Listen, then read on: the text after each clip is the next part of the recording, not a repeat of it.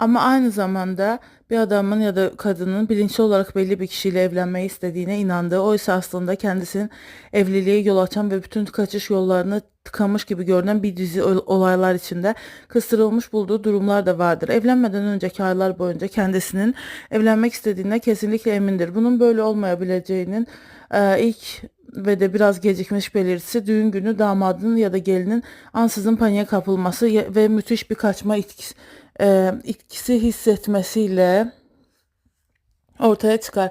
Sağduyu sahibi biri ise bu duygu yalnızca birkaç dakika yaşar. Evlenmeye niyeti olup olmadığı sorusuna sarsılmaz bir inançla olumlu yanıt verir.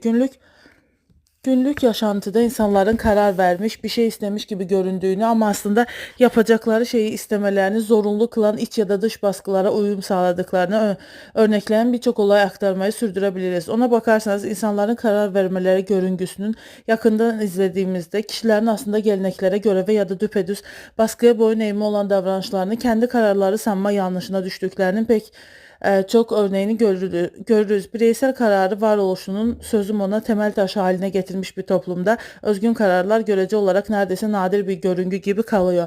Nevrotik belirtiler göstermeyen insanların çözümlenmesinde sık rastlanan bir yalancı isteme olayını içeren bir ayrıntılı örnek daha vermek istiyorum.